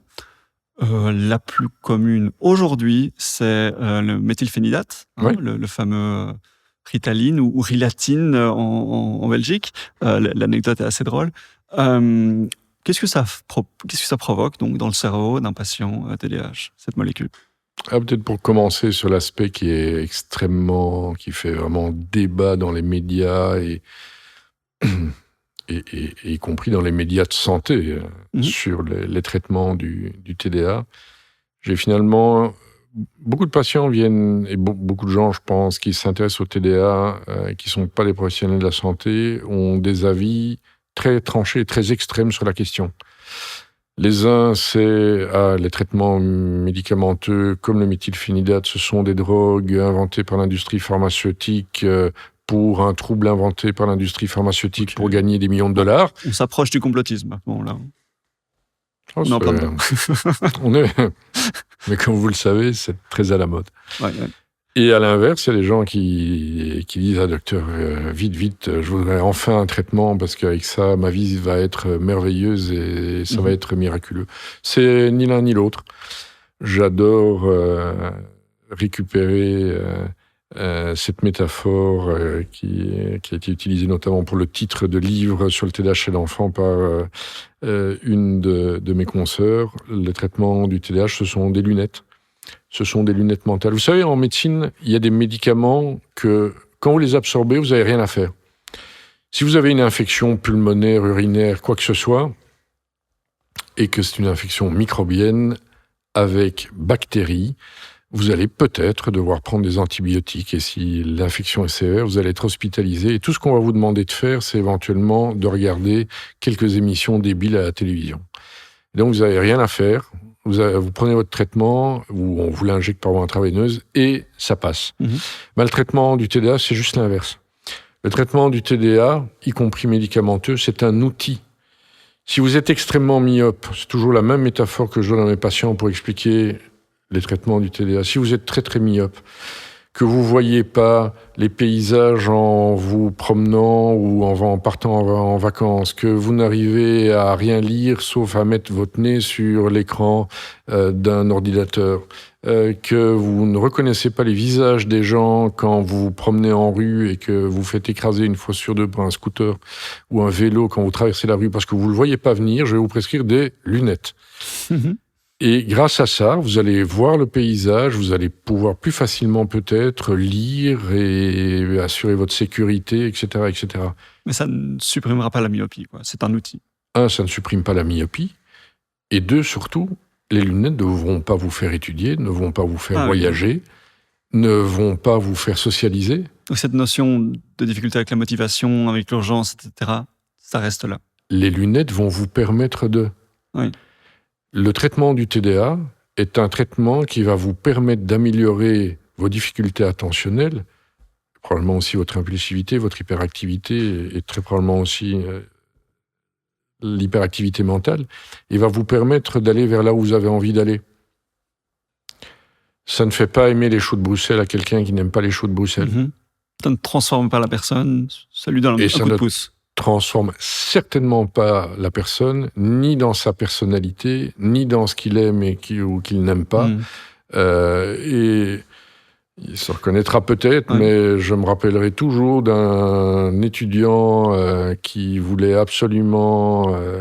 enfin, les parents amènent un étudiant de plus de 18 ans parce qu'il voulait faire des études, je ne vais pas les citer, pas qu'il puisse être identifié, des études universitaires très très complexes, dans un domaine très complexe, pour lequel il était effectivement très doué depuis qu'il est très jeune. Et puis les parents suspectent un TDA parce qu'il en est à sa 4e session de 2e année, il va être exclu de l'université, il essaye d'avoir un recours. On me pose la question, est-ce qu'il a un TDA ? Il y a quelques consultations se passent, et effectivement il a un TDA, et un traitement est débuté. Et quel est le résultat du traitement ? Nul. La catastrophe, il rate tout. Et un jour, on s'était vu suffisamment de fois, il me faisait confiance, il me dit, mais en fait... moi, je veux pas faire ça, je veux être artiste. Ah oui, d'accord. C'est une belle histoire. Oui, ça résume bien le truc. Hein. Et aujourd'hui, il prend son traitement, mais pas dans le même cadre. Et ça l'aide beaucoup. Oui. À l'inverse, j'ai quelques exemples de personnalités de personnes qui commencent à prendre ce traitement et qui remarquent qu'effectivement, ils ont l'esprit beaucoup moins dispersé, beaucoup plus focalisé, les idées beaucoup plus calmes qu'auparavant, un apaisement de la pensée. Et qui se disent « mais je ne me reconnais plus ». J'ai l'impression que peut-être ces personnes-là se définissaient largement par ces aspects-là du TDAH. Et tout d'un coup, se disaient « mais je ne me reconnais plus, je n'ai plus l'impression d'être moi ». Alors, oui, les traitements du TDAH sont extrêmement efficaces. 2, ce phénomène-là, alors moi, chez les adultes, pour peu que vous passiez suffisamment de temps à expliquer ce qu'est le TDA, quels sont les effets du traitement, quels sont les effets secondaires du traitement, qu'est-ce qu'on peut en attendre, qu'est-ce qu'on peut ne pas en attendre, ce genre de retours, je les ai rarement. Mais c'est par exemple quelque chose qui est plus fréquemment décrit chez les ados. Parce que l'impulsivité, parfois une certaine rapidité à faire des associations de pensée font que certains ados, et on connaît des stand-uppers qui sont très très bons là-dedans et qui ont un TDA, certains ados sont particulièrement marrants, et comme ils sont hyperactifs et impulsifs, ce sont les grands rigolos de la classe, ils font se marrer tout le monde, ils sortent des vannes, et parfois c'est pas tout à fait adapté, ça peut être dur, humiliant, etc. Mais ça fait rire tout le monde, et effectivement, comme vous le disiez, on contient mieux ses pensées, on arrive à mieux sélectionner ses pensées, on réduit ses difficultés attentionnelles et... oui, certains ados disent « Ah oui, je me concentre mieux sur ce que je fais, y compris lire, y compris travailler pour l'école, y compris discuter avec des amis, mais je suis moins marrant. » Voilà, chez les adultes, c'est tout de même très, très, très, très peu fréquent. Donc ça, c'est pour le méthylphénidate, qui est le standard, le Ritaline. Donc on peut... Alors, vous connaissez certainement l'anecdote mieux que moi, mais donc il me semble que le nom Ritaline vient du fait que la personne qui l'a découverte l'a nommé après son épouse, sa compagne, Rita. Sa compagne s'appelait Rita et manifestement jouait mieux au tennis. Et puis quand c'est arrivé en Belgique... Ça a posé problème. Voilà, un truc de copyright quelque part. Exactement. Et il a fallu inverser le syllabe. Et donc nous sommes le seul pays au monde, à ma connaissance, Rilatine, c'est ça. Où quand nous avons des patients qui viennent d'autres pays, ils nous disent « Est-ce que vous pourriez me prescrire de la Ritaline ?» C'est ça. Et je leur dis « Ah, ça, ce ne sera pas possible. Ouais, ouais. N'oublions pas que Ritaline, Rilatine, c'est un nom commercial, C'est ça. que la molécule est le Méthylphénidate. méthylphénidate, et que, pour ne pas qu'il y ait de publicité, parce qu'il Ah n'y a oui, pas de bien sûr, raison oui. qu'il y en ait, Le il médicamate, par exemple. existe de multiples autres formes, Uh-huh. le Concerta, le Métikinète, l'Equasime, la Rilatine, Voilà. et les formes génériques, qui, si elles contiennent toutes du méthylphénidate, ont des distributions dans le sang et dans le cerveau différentes, et elles ne s'équivalent pas.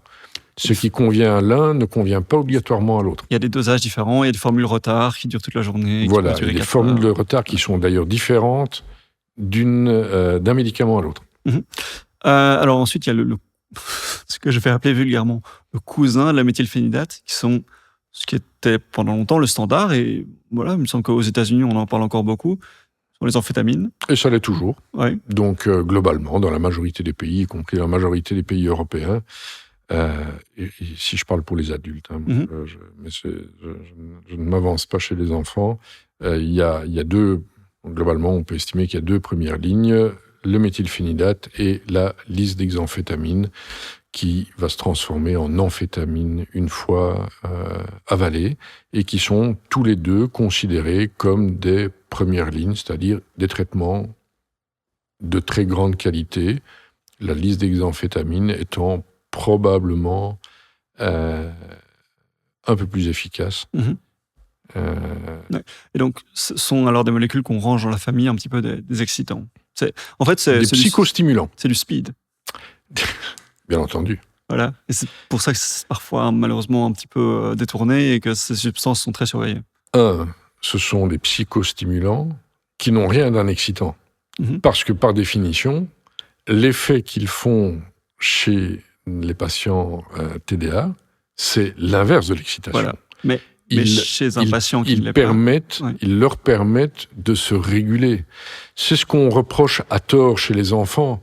Quand on connaît très mal le TDA et toutes les bêtises qu'on entend, on dit « Ah oui, on va lui prescrire de la rilatine parce que, évidemment, comme il emmerde tout le monde, on va le calmer, on va le maquer, et comme ça, il dormira bien sur sa chaise. » Ça ne fait pas dormir, la première chose. Ça permet de se réguler. Ça ne permet pas de se calmer et ça n'excite pas. Et les premiers à être très heureux de pouvoir se réguler, de réguler leurs pensées, de réguler leur impulsivité, de réguler leurs pensées, ce sont les patients eux-mêmes, y compris les plus jeunes. Quand on leur explique, qu'on prend suffisamment de temps pour leur expliquer que c'est pas un truc pour les emmerder, que papa et maman va leur imposer, mais que c'est pour eux, pour les aider. Et alors, on va, avant de passer à la suite, très rapidement citer donc une troisième molécule qui est l'atomoxétine, qui est, voilà, par exemple, pas disponible en Belgique parce que pas remboursé, parce que très cher. De nouveau disponible en Belgique, mais à des prix oui, voilà. Pas défiant toute concurrence dans le sens positif du terme, mais négatif du terme. C'est une vraie molécule qui a vraiment sa place en deuxième ligne, c'est-à-dire quand il y a des problèmes avec ou une impossibilité à administrer les traitements de première ligne, mais aucun traitement n'est remboursé en Belgique, celui-là non plus, et on est très largement au-dessus de 100 € aujourd'hui. C'est ça. Donc c'est quelque chose comme 120 € pour une boîte, là où aux Pays-Bas, ce sera autour de 30 € parce que c'est beaucoup plus remboursé. Voilà. Je le sais puisque c'est ça que j'ai été prescrit. Je vous le confirme. Donc ça, on a un petit peu fait le tour. Il y en a encore d'autres, hein, il y en a encore d'autres, mais oui, voilà, qui sont utilisés beaucoup plus, ligne, qui sont beaucoup utilisés plus rapidement. Oui, voilà. Alors, on s'approche tout doucement donc de la fin de cet entretien. Voilà, je vais revenir sur un exemple qui était tout particulièrement pertinent. C'est quand on parlait de cette difficulté pour, par exemple, les étudiants qui voulaient finir leur bachelier, finir leur master, mais qui avaient cette paralysie. Je ne pense pas à l'exemple de l'artiste que vous donniez, mais les étudiants qui aimeraient vraiment arriver au bout de leurs études, mais qui n'y arrivent pas. Effectivement, là, on va faire face inévitablement à un jugement très important, une incompréhension très importante de la part de la population, une grande culpabilisation, une grande stigmatisation, en disant effectivement que ces gens-là sont des paresseux, n'en font pas assez, etc. Comment est-ce qu'on résout ces questions-là ? Est-ce qu'il y a un manque de conscientisation autour de ces questions ? On va subir un jugement extrêmement important quand on ne paye pas ses factures, quand on roule trop vite parce qu'on est impulsif, parce qu'on change de boulot tous les 2 ans, parce qu'on s'ennuie extrêmement vite, parce qu'on a tendance à crier dans des moments où on ne devrait pas le faire. Et ça, vous savez, c'est toute la grande difficulté entre un diagnostic de trouble et la responsabilité personnelle. Où est-ce que s'arrête l'un, où est-ce que commence l'autre? Moi, je tiens un discours dans lequel je dis à la fois, je pense que avoir un diagnostic de TDA, ça permet pour beaucoup de gens de se déculpabiliser par rapport à plein de choses qu'ils ont vécues. Je parle de nouveau d'adultes, parce que je ne m'occupe que d'adultes, qu'ils ont vécu plus jeunes et de difficultés qu'ils ont rencontrées, que ce soit dans leur capacité à s'organiser, à écouter, à ranger leur chambre, ce pourquoi ils sont fait engueuler 1001 fois. Et le fait qu'à partir du moment où ils ont fait la démarche diagnostique, où il y a des traitements qui débutent, médicamenteux, non médicamenteux, ben là, ça devient notre responsabilité partagée entre eux et les spécialistes de santé, de tout faire pour que les choses évoluent pas selon les normes de la société, mais évoluent vers là où eux ont envie d'aller, dans l'amélioration de leur capacité exécutive, pas rien que pour travailler, mais pour apprendre un instrument de musique, pour lire un roman, pour regarder un film de A à Z sans se lever, sans regarder son GSM, sans aller faire pipi 2 fois et ouvrir la fenêtre. Et donc, c'est notre rôle à chacun, et ça devient à ce moment-là quelque chose qui est magnifique, qui est vraiment quelque chose de partagé entre le patient et le thérapeute, le médecin, enfin, le spécialiste de santé. Ouais. Au niveau sociétal, est-ce que... Bon, en tout cas, la question, la réponse est presque dans la question. J'ai l'impression qu'aujourd'hui, il y a peut-être une amélioration, c'est vrai, en particulier ces 10-12 dernières années, mais malgré tout, de manière générale, il reste une incompréhension, une mauvaise compréhension de ce trouble par la population générale, et on reste dans un jugement de valeur assez important. Est-ce que ce ne serait pas intéressant que, par exemple, les enseignants en maternelle, en primaire, etc., soient formés vis-à-vis de ces enjeux pour que, plutôt que de les faire culpabiliser, on puisse pointer, orienter les parents vers un diagnostic? Alors, certainement, en maternelle et en primaire, de nouveau, je vais... Mais oui, à 100%, je vais laisser la réponse à mes collègues neuropédiatres ou pédopsychiatres. Mais même chez les adultes, il y a une grande méconnaissance dans le monde de la santé. Aujourd'hui, dans les guidelines australiens, on insiste sur le fait qu'il faut qu'il y ait des red flags, c'est-à-dire que quelqu'un qui consomme trop d'alcool, quelqu'un qui consomme trop de cannabis, quelqu'un qui a des problèmes d'accidentologie, des accidents répétés, quelqu'un qui est incarcéré, quelqu'un... Bref, il y a sûrement 10, 15, 20 situations typiques dans lesquelles, y compris les professionnels de santé, les médecins traitants, les neurologues, les psychiatres, les addictologues, évidemment, devraient se dire « Où est-ce qu'il n'y aurait pas un TDA ?» Le traitement du TDA ne va pas être un traitement miracle qui va tout résoudre, mais c'est non... une grille de lecture. C'est une grille de lecture, mais on parlait de l'efficacité des traitements du TDA, et je me permets de vous prendre 30 secondes. Dites-moi. Bien sûr, on l'étudie sur les capacités attentionnelles, les capacités à gérer son impulsivité, son hyperactivité. Mais on voit surtout l'impact extraordinaire à long terme sur la vie. Le fait de donner précocement dans l'enfance et l'adolescence à des patients TDA un traitement médicamenteux, ça va réduire de manière extrêmement marquée le risque d'addiction à l'alcool, aux drogues. Ça va réduire le risque d'accident, ça va réduire la mortalité, ça va réduire les hospitalisations, quelles que soient les causes, y compris les hospitalisations pour fractures, pour accidents, etc. Ça va réduire le risque de suicide, oui, absolument, qui est augmenté dans le TDA. En particulier donc dans les cas de stigmatisation, culpabilisation, où effectivement on finit par s'identifier comme étant un bon à rien. Exactement. Oui. Mais donc traiter le TDA, c'est bien entendu traiter les fonctions attentionnelles, etc. mais c'est modifier le parcours de vie des patients. Oui. On est dans une société où on valorise très fort. Hein. On a cette notion de réussir par son effort. On travaille dur et on est récompensé pour ça. C'est forcément un modèle de société qui est très compliqué pour les personnes qui, comme on le disait, ont des dysfonctions exécutives, ont tendance à procrastiner, ont des problèmes de motivation, etc. Dans quelle mesure est-ce qu'on est en possibilité, est-ce qu'il existe des moyens de fournir aux personnes concernées un autre paradigme, une autre façon d'aborder la vie? Je vais vous contredire. Dites-moi. Si je peux me permettre. Dites-moi, allez-y. C'est un des premiers trucs que j'explique aux patients qui ont un TDA, qui pour la grande majorité se considèrent au mieux comme fainéants. Oui. L'immense majorité, 99% des patients TDA, sont tout sauf des fainéants. Sont des gens qui travaillent énormément, pas toujours avec efficacité, pas toujours avec les résultats qu'ils désirent obtenir, mais généralement sont des gens qui font énormément de choses. Alors ils estiment toujours qu'ils en font pas assez, qu'ils sont pas assez bons, qu'ils devraient faire mieux. Hein. On revient à l'internalisation précoce de jugement de valeur. Mais donc, ce n'est pas qu'il faut changer de paradigme sur le fait qu'il faut faire moins, parce que bien sûr, ils devraient.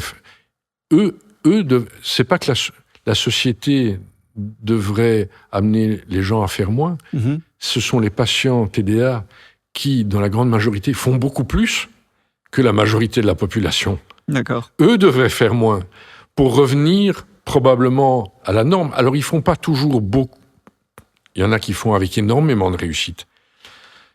On étudie maintenant tout ce groupe de TDA qui sont des entrepreneurs, des gens qui sont qui travaillent dans l'Horeca, qui ont 4 restos, qui ont des postes de très haut niveau.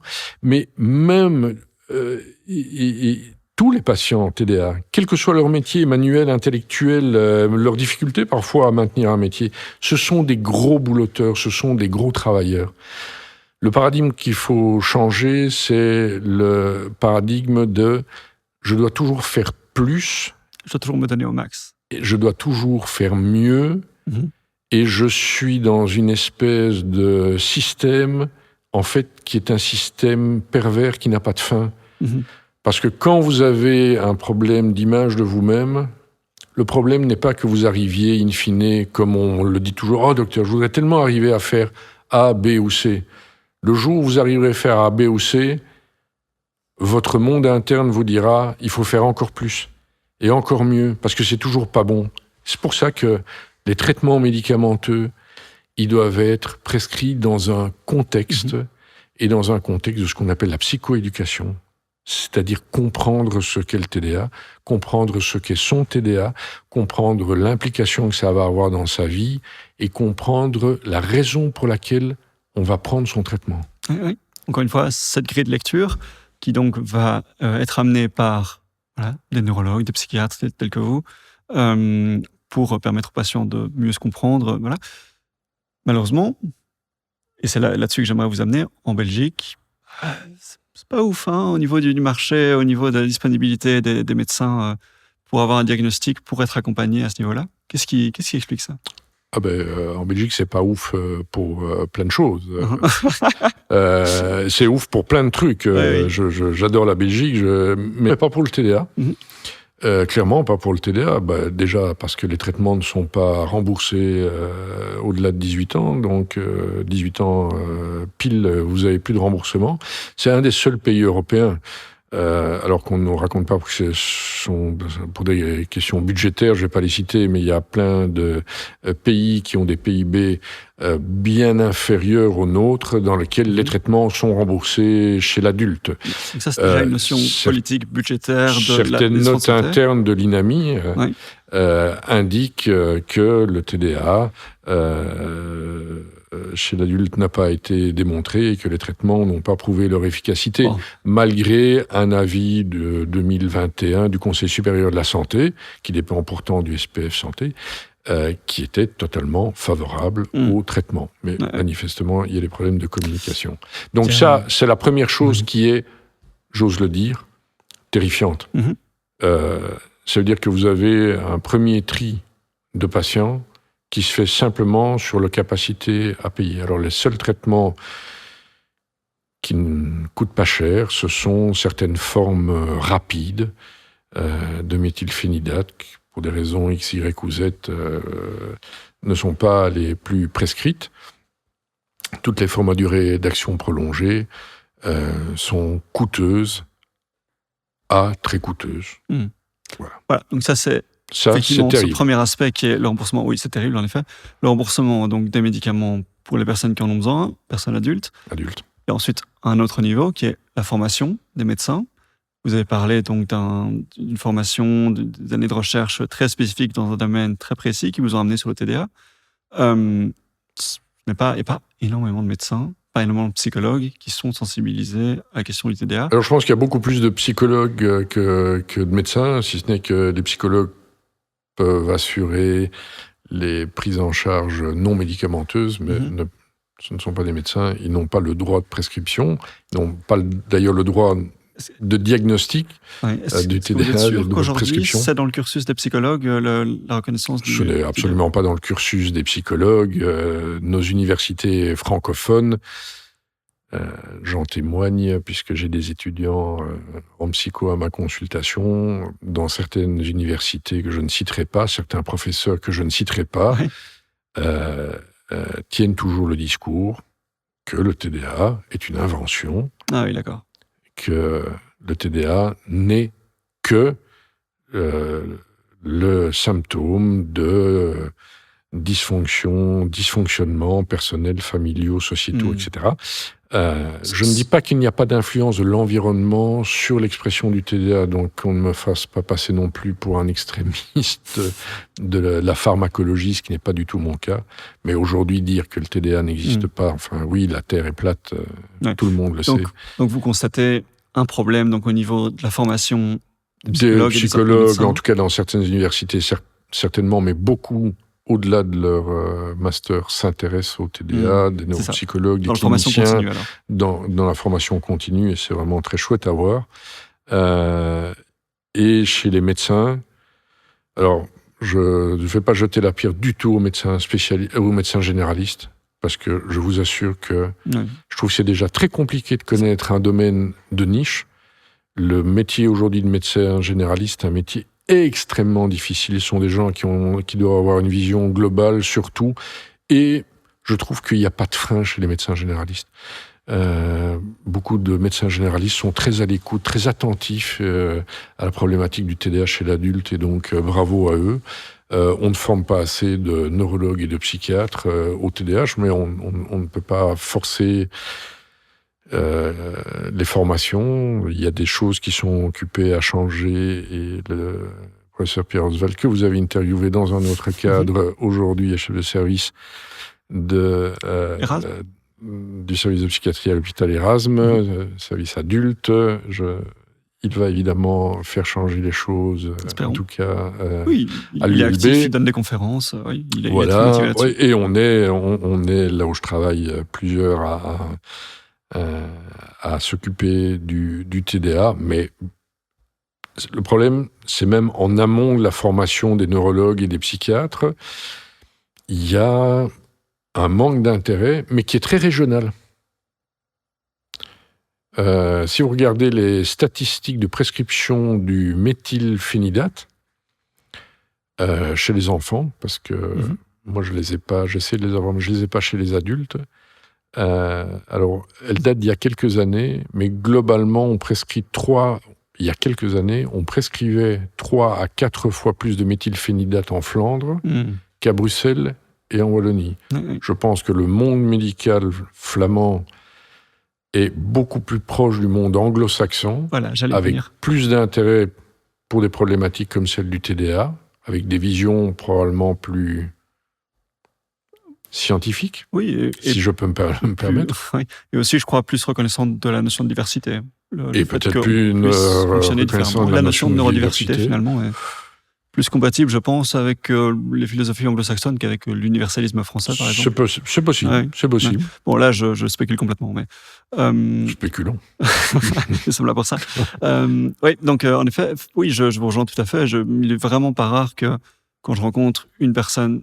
Alors, encore une fois, j'ai la conviction que la plupart des personnes neurodivergentes du côté francophone, la grande majorité, ne savent pas qu'elles sont autistes ou TDA, etc. Elles s'ignorent complètement. C'est clair. Voilà, elles n'ont pas forcément été sensibilisées à ça, elles n'ont pas forcément eu besoin d'obtenir un diagnostic dans l'urgence.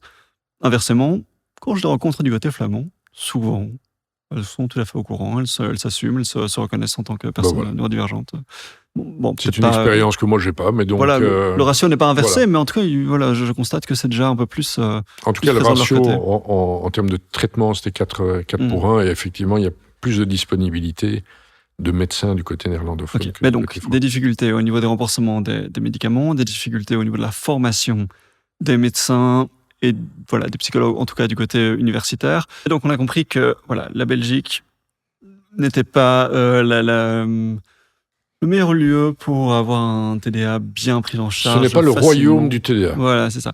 Chez l'adulte. Et pour prendre votre exemple très concret, donc, vous n'acceptez pas de nouveaux patients, ce n'est pas la peine d'essayer de vous joindre pour obtenir un rendez-vous, puisque c'est très compliqué.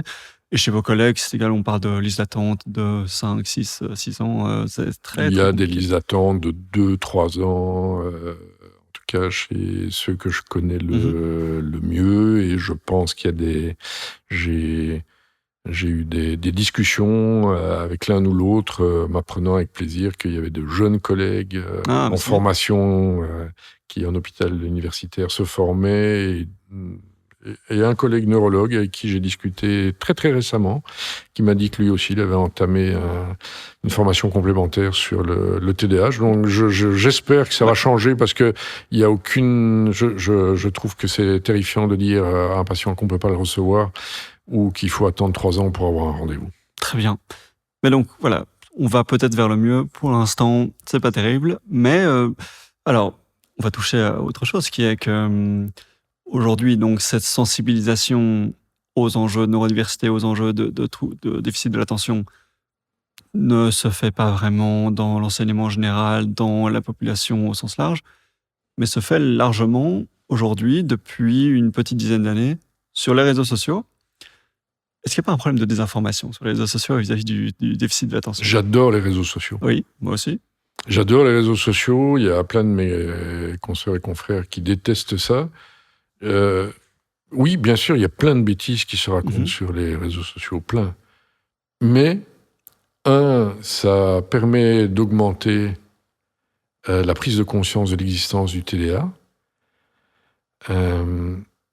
avec le risque... probablement parfois de surdiagnostiquer, parce qu'on parle justement, ah oui, tu n'as pas un TDA, mais tu as des traits de type TDA, tu as une personnalité de type TDA, tu fonctionnes un peu comme un TDA. Non, c'est un diagnostic médical. On a un TDA, on n'a pas un TDA. Après ça, je suis tout à fait d'accord. C'est comme tous les diagnostics médicaux. Si vous allez voir 10 chirurgiens orthopédistes avec un problème de l'arthrose de la hanche, si 9 vous disent qu'il ne faut pas vous faire opérer, c'est que probablement il ne faut pas vous faire opérer, mais il y en a toujours un 10e qui va vous opérer. Dans le TDA, comme vous le savez, c'est un continuum. Un spectre. Et c'est un spectre. Et on a des cas qui sont limites.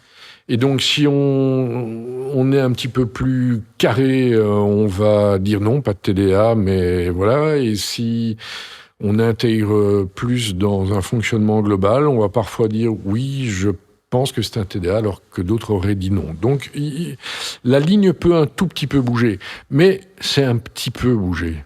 La majorité des cas sont TDA ou ne sont pas TDA, ont un TDA. Ne sont pas d'ailleurs, parce que la première... C'est très politique, ça. Non, parce que la première chose que je dis à mes patients, c'est ne vous essentialisez pas.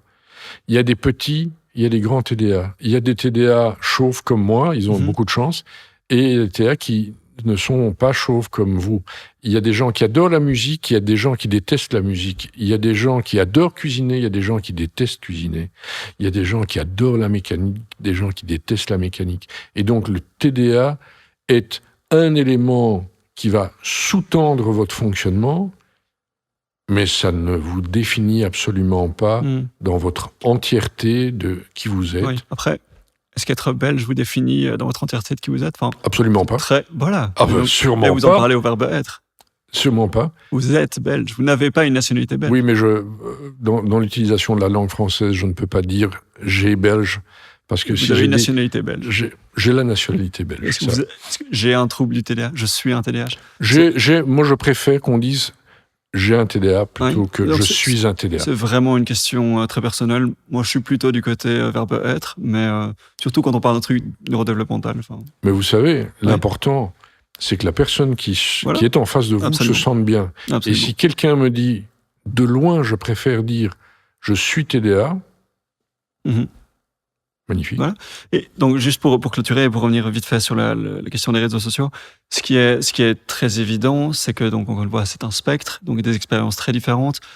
Personnes qui vont généraliser leur propre vécu en disant, quand on a ou quand on est TDA, on a ceci, cela, on a telle expérience, alors que ce n'est pas forcément, en fait, des expériences qui sont liées au trouble en question. Voilà, j'ai en tête par exemple une vidéo d'une personne qui expliquait que pour les fêtes, elle avait dû changer très fort sa routine, changer très fort ses habitudes, et que c'était très difficile pour elle.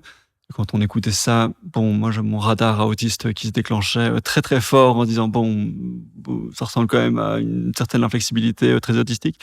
Et la personne expliquait que c'était parce qu'elle avait un trouble du déficit de l'attention. Vous voyez pas très bien le rapport, mais c'est comme ça que c'était présenté. Il y a beaucoup de mélanges, beaucoup de choses, puisque comme on le disait tout à l'heure, les diagnostics peuvent s'empiler. On peut associer certains traits à un diagnostic qui n'est pas forcément celui qui est le plus pertinent. Et bon. Oui, il y a plein de bêtises, on va rester poli, qui se disent sur les réseaux sociaux. Mais d'autre part, pour les patients qui ont la possibilité d'être pris en charge, ça entraîne les discussions, ça anime le débat, même ChatGPT, vous savez, moi, alors là, je suis très très surpris parce que ça fait quelques mois que j'ai tout de même très très régulièrement, quasi chaque semaine, au moins un patient que je suis, c'est pas première consultation, et qui vient me dire « j'ai posé la question à ChatGPT concernant... » Voilà. Bon, oui, c'est bien, on va en discuter. Oui, c'est ça ouvre la discussion. On n'est pas obligé d'être sûr à 100% d'être concerné avant d'aller voir un médecin. Parce que le principe, c'est que c'est le médecin qui va nous confirmer ou nous expliquer qu'on n'est pas concerné par le trouble dans le cas échéant.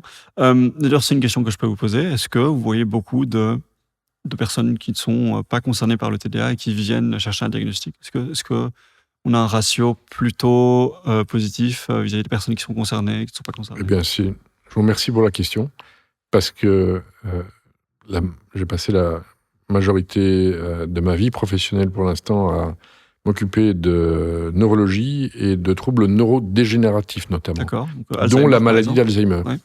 Et là, je m'occupe de troubles neurodéveloppementaux. Beaucoup de patients qui viennent spontanément en consultation de neurologie en disant « j'ai peur d'avoir un Alzheimer », je n'ai pas de statistiques à vous proposer, mais beaucoup de patients n'ont pas de maladie d'Alzheimer. Et la très grande majorité des gens qui viennent en consultation en disant « bonjour, je pense que j'ai un trouble neurodéveloppemental », parce que c'est tout à fait vrai pour le TSA aussi. Je pense que j'ai un TDA. Alors, on est loin des 100%, mais dans la grande majorité des cas, ils ont raison. Là où ils n'ont pas conscience de certaines choses, c'est que très souvent leur TDA n'est pas isolé et leur TDA vient avec autre chose. D'autres troubles. Ouais. Évidemment, on est là pour poser le diagnostic de TDA, mais on est là pour leur parler de l'univers du TDA. Et donc vous dites que dans la grande majorité des cas, sans donner de chiffres précis, dans la grande majorité des cas, les personnes qui soupçonnent un trouble neurodéveloppemental ont raison de le soupçonner. Oui.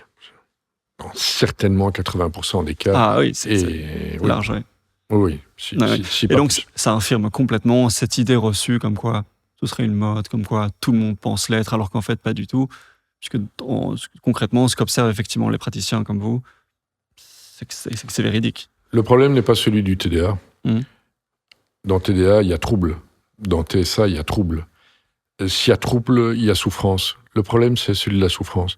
Si quelqu'un passe la porte de la consultation et se pose la question d'un TDA ou d'un TSA, c'est pas parce que c'est à la mode, c'est parce qu'il souffre.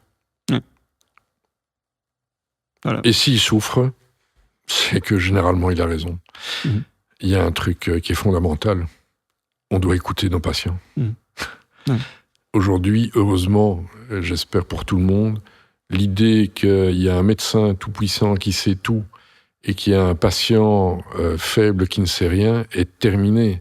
Nous sommes à égalité dans un échange où on a par ailleurs tout à fait le droit de ne pas être d'accord avec son médecin sur tout. Et c'est bien. C'est très intéressant. On en discute. C'est très libre-exaministe finalement, cette idée que l'argument d'autorité de la blouse blanche doit être sérieusement remis en question et que on peut choisir d'aller se demander une deuxième opinion si. Bien sûr. Ah ben, alors certainement. À titre très personnel, ça m'est tout à fait arrivé, même après mon diagnostic d'autisme, d'avoir des médecins qui m'expliquaient, qui me regardaient un petit peu en doutant, en se disant que c'était pas du tout véridique et que c'était n'importe quoi, etc. Il faut être en mesure de prendre du recul et de se dire que c'est peut-être le médecin qui n'y connaît rien, puisque, comme on le disait, au niveau de la formation, c'est absolument catastrophique en Belgique. Ouais. Donc voilà. Je confirme. Mais ce que vous disiez est en tout cas un message très encourageant vis-à-vis de la légitimité des patients à franchir le pas de votre cabinet ou de celui d'un autre en cas de difficulté. C'est une très belle conclusion. Philippe Violon, merci beaucoup pour ces beaucoup plus que 70 minutes que nous avons passées ensemble. J'ai dû être hyper focus. Merci, merci beaucoup. Ça fait un plaisir. À très bientôt. Au revoir. À très bientôt.